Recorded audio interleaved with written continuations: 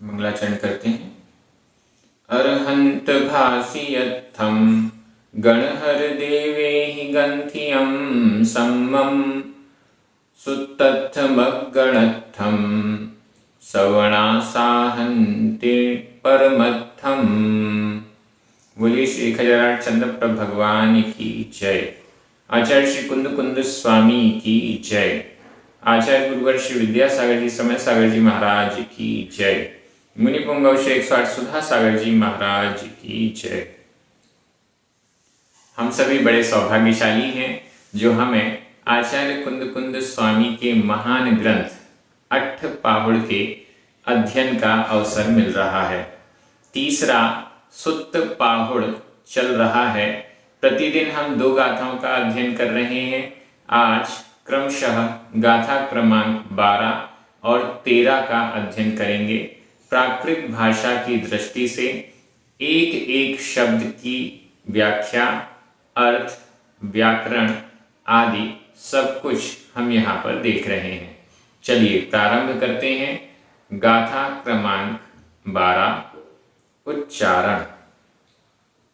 जे जे वावीस वावीस परिसह परिसह वावीस परिसह, कहीं कहीं 22 भी हो सकता है। वावीस परिसह। सहन्ति सहन्ति सत्तिसैहि अधतः पुरतः सत्तिसैहि। संयुक्ता संयुक्ता ते होन्ति होन्ति। वंदनीया वंदनीया। कम्मखय अधः क ख कम्मखय। णिज्जरा णिज्जरा साहू साहू। कम्मखय णिज्जरा साहू। जेवावीस परिसह जेवावीस परिसह। सहन्ति सत्तिसैः संयुक्ता सहन्ति सत्तिसैः संयुक्ता। ते होन्ति वन्दनीया ते होन्ति वन्दनीया। कम्मखय णिज्जरा साहू कम्मखय णिज्जरा साहू। गाथा बहुत अच्छी है, बहुत सरल भी है। ते होन्ति वंदनीया। ते वे। होन्ति होते हैं। वंदनीया वंदनीय। वे वंदनीय होते हैं, वे पूजनीय होते हैं, वे नमस्कार के योग्य होते हैं। पिछली गाथा में प्रकरण चल रहा है। बताया गया कि जो संयम से सहित है, आरंभ और परिग्रह से रहित है, ऐसे निश्चेल पाणी पात्र वाले मुनिराज सुर असुर और मनुष्य से सहित लोक में वंदनीय होते हैं। तो इसी को आगे बढ़ा रहे हैं। और कौन है जो वंदनीय होते हैं? ते होन्ति वंदनीया। ते यानी वे, होन्ति होते हैं, वंदनीया वंदनीय। वे वंदनीय होते हैं। कौन? जे। ऊपर से चलिए। जे जो। 22 परिसह 22 22 22 20 और 2 22। वा 20 वा यानी 2 और 20 20 2 और 20 यानी 22। 22 परिसह 22 परिसहों को जे जो सहन्ति सहन करते हैं। 22 परिसहों को जो सहन करते हैं। ते होन्ति वंदनीया। वे वंदनीय होते हैं। 22 परिसहों को सहन करते हैं मतलब परिसह किसे कहते हैं? देखिए, एक होती है तपस्या, एक होता है परिसह और एक है उपसर्ग। 3 चीजें हैं। तपस्या, तपस्या में भी मान लीजिए उपवास हो रहा है, तपस्या है। परिसह, क्षुधा परिचय हो रहा है। और तीसरा है उपसर्ग। उपसर्ग में मान लीजिए किसी ने अंतराय कर दिया, रोज रोज अंतराय कर रहा है, भोजन नहीं होने दे रहा, आहार नहीं होने दे रहा। तीनों कंडीशन में भूख लग रही है, तप चल रहा है, परिचय हो रहा है और उपसर्ग हो रहा है। इन तीनों में अंतर क्या है? तप स्वयं की इच्छा से, तब क्या है? स्वयं की इच्छा से अपनी अनुकूलता, अपनी शक्ति को देखते हुए अलग अलग प्रकार के तप मुनिराज करते हैं। उपवास करना है, उनकी इच्छा है, उनकी शक्ति के अनुसार वो उपवास कर रहे हैं, क्षुधा को, भूख को सहन कर रहे हैं, जीत रहे हैं। ये हुई तपस्या। तपस्या में स्वयं की इच्छा शक्ति और योग्यता, सामर्थ्य, इन सब को देखते हुए वे स्वयं तप करते हैं। परिसह, परिशह, परिशह क्या है? इच्छा नहीं है। देखिए परिशह में क्या है? इच्छा नहीं है, भूख को सहन करने की इच्छा नहीं है, लेकिन बार बार अंतराय हो रहे हैं, बार बार कुछ ऐसा हो रहा है, भूख प्यास आदि जो 22 प्रकार के परिचय हैं, ऐसा कुछ ना कुछ हो रहा है जिसके कारण वो परिस्थितियां उत्पन्न हो रही हैं। लेकिन उन परिस्थितियों से बचा भी जा सकते हैं, भाग भी सकते हैं, उन परिस्थितियों से दूर भी हो सकते हैं। फिर भी वो परिस्थितियों से नहीं भाग रहे, बल्कि उसको सहन कर रहे हैं। यह है परिसह। ठीक है। तपस्या में क्या हुआ? अपनी इच्छा है और उस इच्छा के अनुसार वो तप कर रहे हैं। परिसह में इच्छा नहीं है, वो ये नहीं चाहते कि ये सारी चीजें, भूख प्यास आदि आदि आदि जो भी चीजें हैं, ये हमारे ऊपर आए, लेकिन आएंगी क्योंकि ये तो नेचुरल है, प्राकृतिक है, या पूर्व के कर्मों का उदय है। तो ये सारी परिस्थितियां सामने आएंगी, उनसे बचा भी जा सकता है, उनसे भाग भी सकते हैं, लेकिन भाग नहीं रहे, बच नहीं रहे, उनको सहन कर रहे हैं। ये कहलाएगा परिशह। और तीसरे नंबर पर है उपसर्ग। उपसर्ग ऐसी कंडीशन है जो नहीं चाहते हैं कोई बैरी व्यक्ति या प्राकृतिक स्थिति से या किसी भी स्थिति से कर्मोदय, तीव्र कर्मोदय के कारण वो परिस्थिति बनी, अब उस परिस्थिति से बच पाना संभव नहीं है। उस परिस्थिति से बच पाना चारित्र का पालन करते हुए संभव नहीं है। देखिए परिशह में तो संयम का पालन करते हुए भी परिशह से बचा जा सकता है। संयम का पालन करते हुए परिशह न सहन करना पड़े, ऐसी व्यवस्थाएं बनाई जा सकती हैं। लेकिन उपसर्ग ऐसी अवस्था होती है, उस उपसर्ग को दूर करने के लिए संयम का त्याग करना ही पड़ेगा। जिस पद पर है चारित्र के, उस चारित्र के पद को छोड़कर भागना पड़ेगा, तो वो नहीं कर सकते।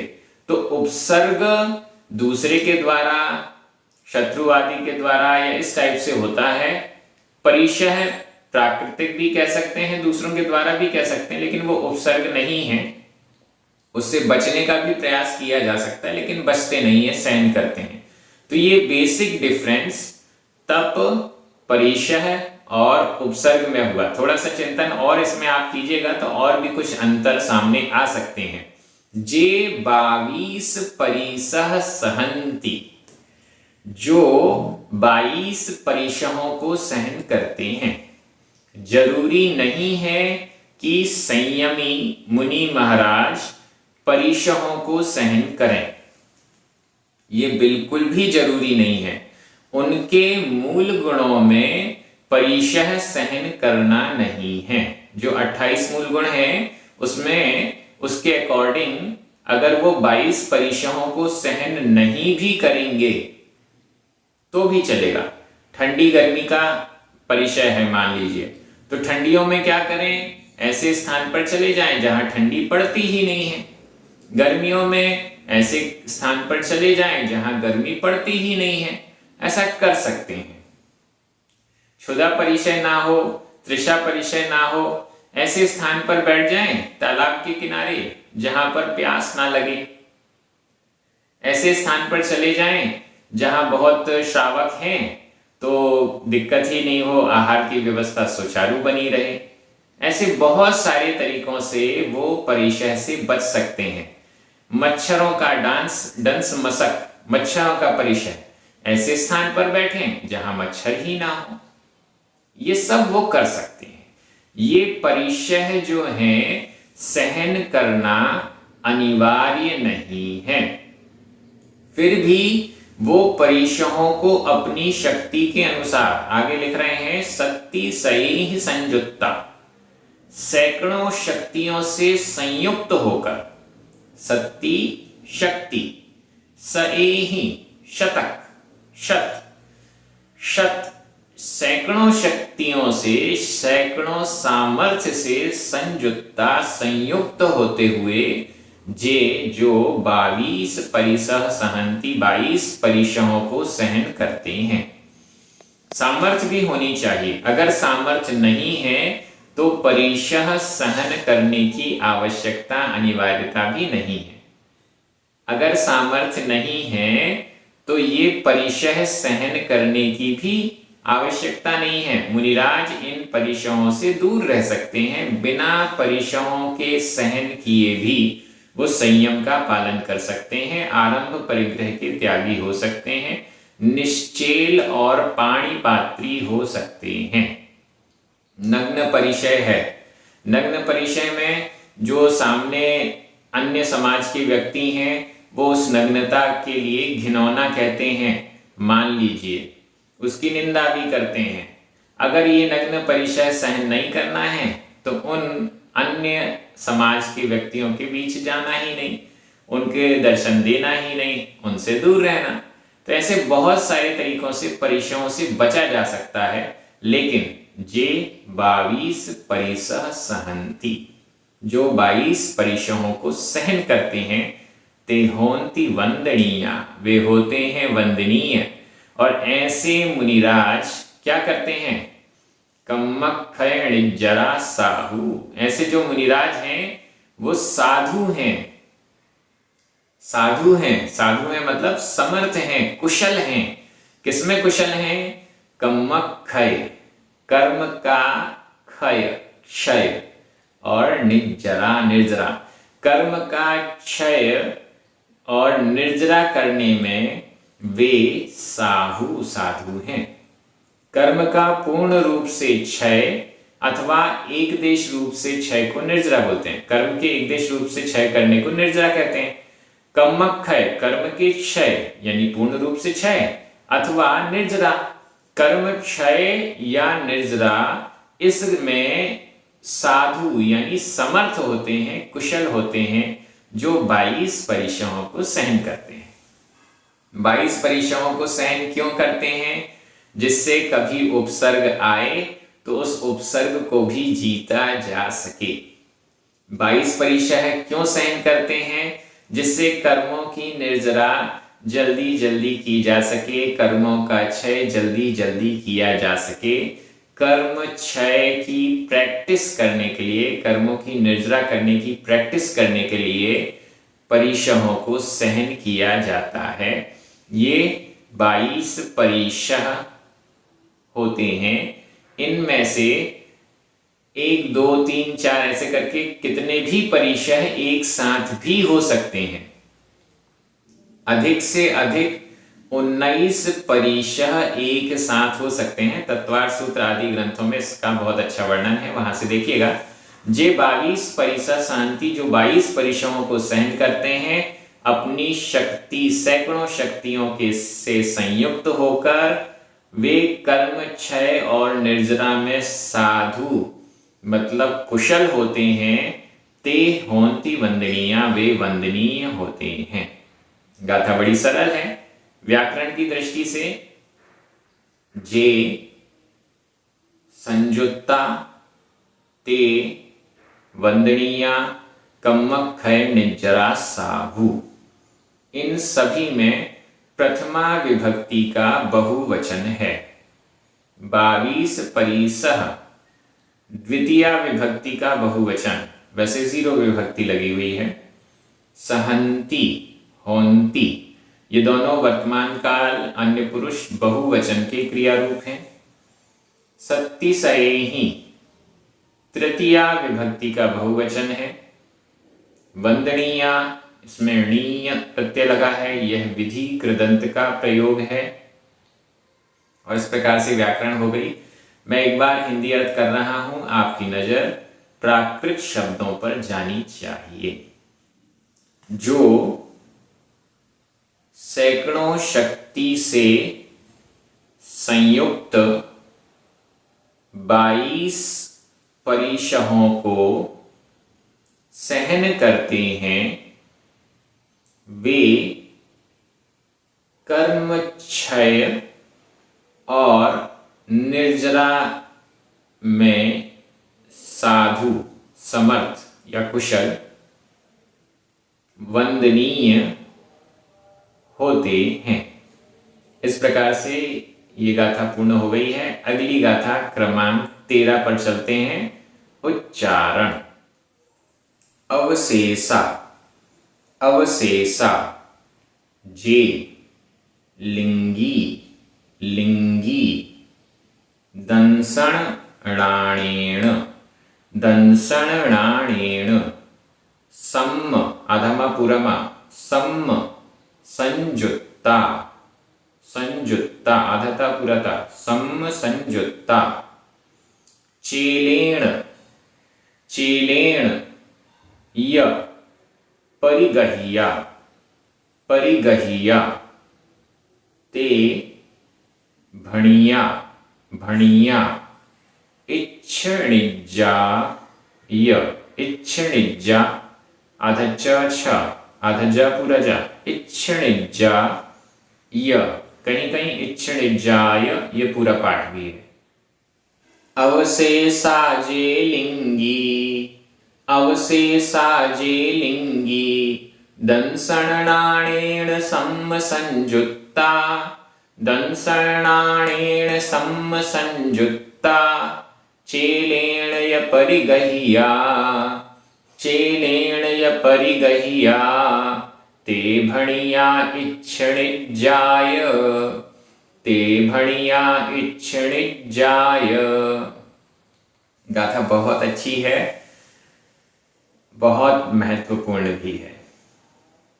अवशेषा जे लिंगी, अवशेषा अवशेष, जे जो लिंगी, लिंगधारी, मुद्राधारी, चिन्हधारी, अवशेषा अवशेष, अवशेष जो लिंगी हैं, अवशेष बचे हुए जो मुद्राधारी हैं। अभी किसकी बात हो गई? जिन मुद्राधारी की। दिगंबर, निश्चेल, पाणिपात्री की चर्चा हो गई। अब इसके बाद 2 लिंग और बताए गए थे, एक उत्कृष्ट श्रावकों का और दूसरा आरिका माता जी का, आरिकाओं का। ये 2 लिंग और ये 2 मुद्राएं और बताई गई थी। अवशेषा जे लिंगी, जे यानी जो, अवशेषा अवशेष, बचे हुए, लिंगी मुद्राधारी हैं। आचार्य कुंद स्वामी ने बहुत बहुत बहुत सारी चीजों को स्पष्ट किया है। अवशेष जो लिंगी हैं, अवशेष जो मुद्राधारी हैं, कैसे हैं? दंसण णाणेन सम्म संयुक्ता। दंसण दर्शन, णाणेन ज्ञान, दर्शन और ज्ञान से, सम्म अच्छी प्रकार से, संयुक्ता संयुक्ता संयुक्त, दर्शन और ज्ञान से अच्छी प्रकार से संयुक्ता संयुक्त, सम्यक दर्शन और सम्यक ज्ञान से अच्छी प्रकार से संयुक्त लिंगी, अवशेषालिंगी, अवशेष लिंगी, शेष मुद्राधारी, यानी उत्कृष्ट श्रावक, एलक और छुल्लक, छुल्लिका भी, और आरिका जो महाव्रती कही गई हैं उपचार से। इन सब के बारे में यहां कहा जा रहा है। वो दर्शन से भी और ज्ञान से भी संयुक्त हैं, बाह्य द्रव्य लिंग भी उनका है। उनके लिए क्या कहना है? चेलेण या परिदहिया। ये लोग कैसे हैं? अवशेष जो लिंगी हैं वो चेलेण, परिदहिया, चेल यानी वस्त्र, वस्त्र से सहित हैं, परिग्रहित हैं, वस्त्र को ग्रहण करने वाले हैं। वस्त्र से रहित निश्चेल तो केवल जिन मुद्राधारी दिगंबर मुनिराज ही होते हैं। अवशेष जो वेशधारी हैं, शेष जो लिंगी हैं, चेलेण परिग्रहिया, चेल यानी वस्त्र से जो परिग्रहित हैं, घिरे हुए हैं, वस्त्र से सहित हैं, ते वे। देखिए, केवल एक ही मुद्रा है जो वस्त्र से रहित है और वंदनीय है, पूज्य है। शेष जो उस मुद्रा तक पहुंचने का प्रयास कर रहे हैं, महिलाएं उस मुद्रा को प्राप्त नहीं कर सकती। आरिका अवस्था जो है वो उनकी आखिरी लिमिट है। वो वस्त्र त्याग नहीं कर सकती, वो पूर्ण रूप से परिग्रह का त्याग नहीं कर सकती। इसलिए मात्र एक वस्त्र, एक साड़ी वो धारण करती हैं। एलक शुल्लक ये अभी दिगंबर हुए नहीं हैं, उन्होंने वस्त्र भी बहुत कम कर दिए हैं, मात्र लंगोट और दुपट्टा धारण करते हैं। तो ये आगे बढ़ रहे हैं और महिलाओं में इससे आगे बढ़ा नहीं जा सकता।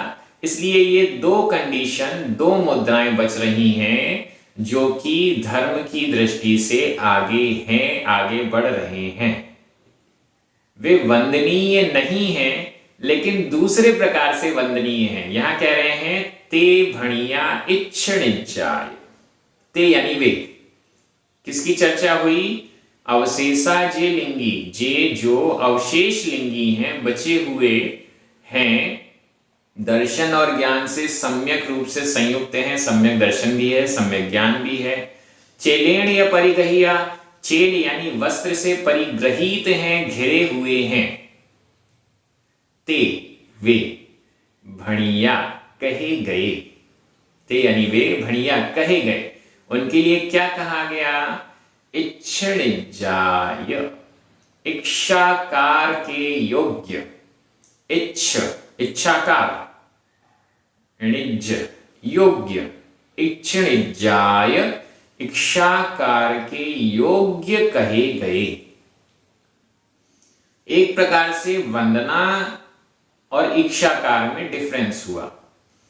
वंदना जो वंदनीय है, पूजनीय है, उन सभी की अष्ट द्रव्य आदि से जिनेंद्र भगवान के जैसे हम पूजा करते हैं, वैसे ही जो निश्चेल हैं, दिगंबर मुनि मुद्राधारी हैं, जिन मुद्राधारी हैं, उनकी पूजा की जाती है। लेकिन जो निश्चेल नहीं हैं, अवशेष लिंगी हैं, उनको इच्छाकार के योग्य कहा गया है। इच्छाकार का भी अर्थ एक प्रकार से नमस्कार ही है। नमस्कार के योग्य कहा गया है, इच्छाकार के योग्य कहा गया है। लेकिन वंदना और इच्छाकार में वंदनीय होना और इच्छाकार के योग्य होना, इन दोनों में निश्चित रूप से कुछ ना कुछ डिफरेंस है। इसीलिए आचार्य कुंकुन स्वामी ने ये गाथा अलग लिखी है। अगर वंदनीय ही कहना होता तो ये गाथा अलग से ना कहते और कह देते जितने भी ये द्रव्यलिंगी हैं, जितने भी ये 3 प्रकार की मुद्राएं बताई गई हैं, वो सभी वंदनीय होते हैं। लेकिन ऐसा आचार्य कुंकुन स्वामी ने नहीं कहा, केवल मुनि मुद्राधारी को वंदनीय कहा और शेष को इक्षाकार के योग्य कहा। अब इक्षाकार में और वंदना में कुछ ना कुछ डिफरेंस आचार्य कुंद कुंद स्वामी चाहते हैं, जिनेंद्र भगवान ने कहा है।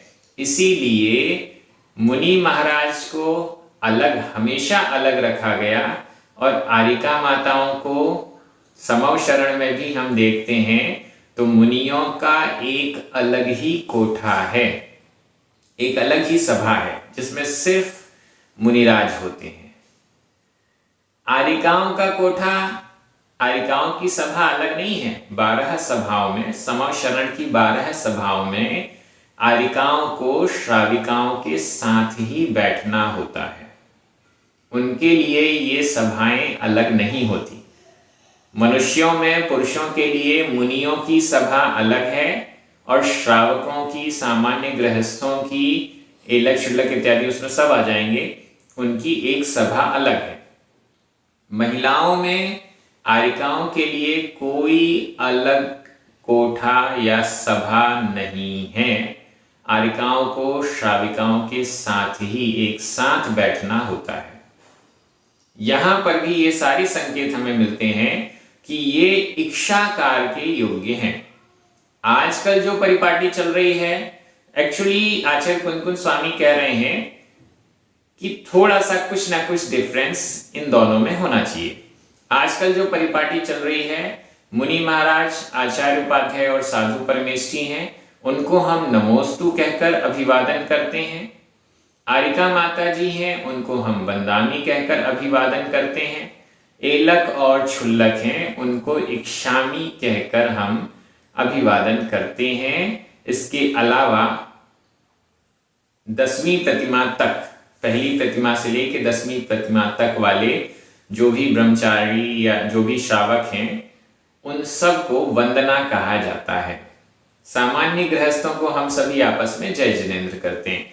ये अभिवादन का क्रम, ये अभिवादन का तरीका वर्तमान में प्रचलित है। इससे डिफरेंस हो गया, अंतर स्पष्ट हो गया कि कौन मुनिराज हैं, कौन आरिका हैं और कौन एलक छुल्लक हैं।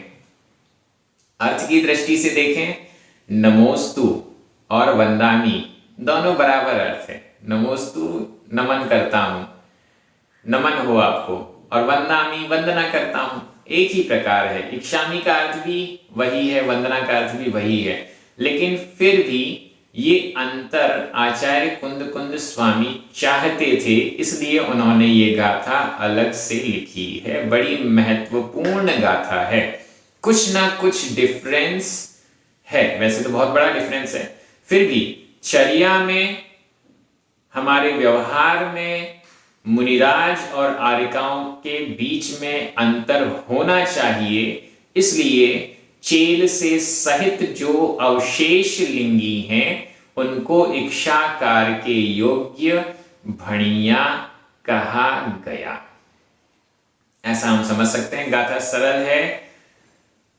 व्याकरण की दृष्टि से देखते हैं, अवशेषा, जे, लिंगी, सम्म संयुक्ता, परिगहिया, भणिया, इच्छणिज्जा, इन सब में प्रथमा विभक्ति का बहुवचन है। दंसणाणेन तृतीया विभक्ति का एक वचन है। चेलेण में भी तृतीया विभक्ति का एक वचन है। यह अव्यय है। परिगहिया, भणिया, ये दोनों ही भूतकालिक कृदंत के प्रयोग हैं। इच्छणिज्जा, यहां पर इक्षाकार के योग्य, योग्य अर्थ दिया है। विधि कृदंत में णिज्य प्रत्यय भी चलता है।